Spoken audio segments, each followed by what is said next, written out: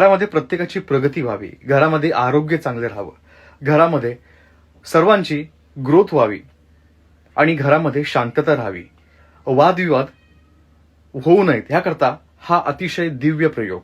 Video पाहायच्या आधी like करा, Shri Swami Samarth comment करत जा आणि व्हिडिओ आपल्या सर्व ग्रुपवरती शेअर करा. घरापासून जवळ असणारी गोशाळा असेल, गाईचा गोठा असेल, त्या ठिकाणची माती घेऊन या.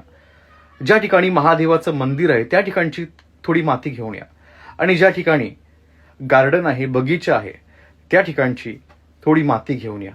ही माती आपल्या घराच्या आग्नेय कोपऱ्याच्या लादीवरती तुम्ही वरती ठेवून द्या आणि त्या मातीवरती रोज तुम्ही नेहमी तुपाचा दिवा लावत जा आग्नेय कोपऱ्याला.